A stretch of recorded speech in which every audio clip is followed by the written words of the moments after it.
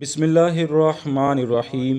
حضور نبی رحمت حضرت محمد صلی اللہ علیہ وآلہ وسلم کی ذات اقدس سے منسوب کچھ ایسی خوبیاں و کمالات ہیں جو فقط آپ ہی کی ذات گرامی سے مخصوص ہیں، یعنی آپ کے علاوہ نہ تو یہ کمالات اللہ رب العزت نے کسی فرشتے کو عطا کیے، نہ کسی پیغمبر کو عطا کیے گئے، اور نہ ہی قیامت تک کوئی ان کمالات کا حامل اس دنیا میں آنے کا امکان ہے۔ اللہ تعالیٰ نے اپنے محبوب صلی اللہ علیہ وآلہ وسلم کو بے پناہ فضائل و کمالات سے نوازا تھا جن کا احاطہ کرنا ممکن ہے، اور نہ ہی کسی محدث و مفکر یا اہل سیر میں سے کسی نے آج تک اس کا کوئی دعویٰ ہی کیا ہے۔ آج کی ویڈیو میں ہم نہایت اختصار کے ساتھ حضور نبی رحمت صلی اللہ علیہ وآلہ وسلم کے فقط 11 ایسے خصائص آپ دوستوں کے سامنے رکھیں گے جو اپنی نوعیت میں عظیم اور منفرد حیثیت رکھتے ہیں۔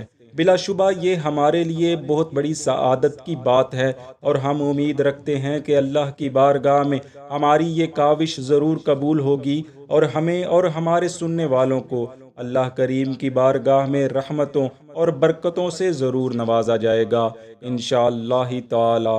خصوصیت اول دوستو، حضور علیہ الصلاۃ والسلام کی اول خصوصیت جو آپ کے علاوہ اور کسی کو عطا نہ کی گئی وہ یہ ہے کہ آپ کی روح مبارک بھی تمام مخلوقات میں سے اول تھی، یعنی اللہ رب العالمین نے جب ارواح کو پیدا کیا تو سب سے پہلے جس شخصیت کی روح پیدا کی گئی وہ حضور محبوب رب العالمین صلی اللہ علیہ وآلہ وسلم کی روح مبارک تھی۔ اس کی تفصیل ہم اپنی آئندہ ویڈیو میں بیان کریں گے۔ خصوصیت دوم، حق سبحانہ و تعالی نے تمام انبیاء و رسل سے ایک عہد لیا اور میثاق قائم کیا تھا کہ وہ سب کے سب نصرت و اعانت اور مطابقت نبی آخر الزماں کریں گے، یعنی عام انسان تو دور، اگر انبیاء و رسل میں سے کسی کے زمانے میں حضور علیہ الصلاۃ والسلام تشریف لے آئیں تو ان کے لیے آپ کی ذات اقدس پر ایمان لانا ضروری ہوگا،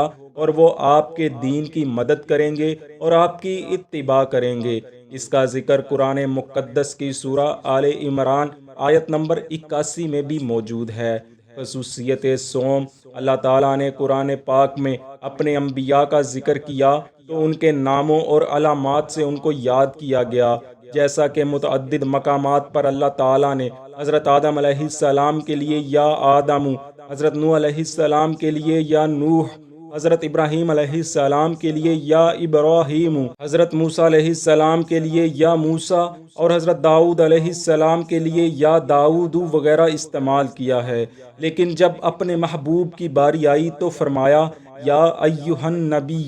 یا ایھا الرسول۔ مفسرین کرام فرماتے ہیں جہاں کہیں سرکار دو عالم صلی اللہ علیہ وسلم کو نام سے یاد فرمایا گیا وہاں صرف نبوت و رسالت کے اوصاف بیان کرنا اور حضور کی مدح و ثنا کو واضح کرنا مقصود تھا۔ خصوصیت چہارم، سابقہ امتوں کو اس بات کی اجازت تھی کہ وہ اپنے پیغمبروں کو ان کے ناموں سے پکار سکتے تھے، مگر جب پیارے آقا صلی اللہ علیہ وسلم کی باری آئی تو آپ کی امت کو اس بات سے منع کر دیا گیا کہ وہ آپ کو آپ کے ناموں سے پکارے، یعنی قرآن مقدس سورہ نور میں حکم ہوا، اے مسلمانوں، حضور کے نام کو اس طرح نہ پکارا کرو جس طرح تم ایک دوسرے کے نام کو پکارتے ہو، یا ایسے الفاظ نہ دیا کرو جیسا تم ایک دوسرے کو آواز دے کر بلاتے ہو۔ اس آیت مقدسہ کے نزول کے بعد صحابہ کرام حضور علیہ الصلاۃ والسلام کو یا محمد، یا احمد، یا ابو القاسم کہنے کی بجائے یا رسول اللہ، یا نبی اللہ کہہ کر بلانا شروع ہو گئے۔ خصوصیت پنجم، آپ صلی اللہ علیہ وآلہ وسلم کو جوامع الکلم کی خصوصیت بھی عطا فرمائی گئی، یعنی آپ کو ایسا کلام عطا فرمایا گیا جو قلیل الالفاظ ہوتا مگر کثیر المعانی پر مشتمل ہوتا۔ بعض صحابہ جوامع الکلم سے مراد قرآن مقدس لیتے ہیں، اور بعض آپ کی گفتگو لیتے ہیں کہ آپ جو بھی کلام فرماتے فصاحت و بلاغت میں بے مثل ہوتا، یعنی اس کی عبارات و اشارات میں ہزارہ معنی پوشیدہ ہوتے۔ چھٹی خصوصیت، آپ کے دشمنوں کے دلوں میں آپ کی ہیبت اور خشیت ڈال دی گئی۔ یہ نصرت خداوندی بھی آپ کے ساتھ مخصوص تھی۔ آپ صلی اللہ علیہ وآلہ وسلم ایک ماہ کی دوری پر بھی ہوتے تو آپ کے رعب رسالت سے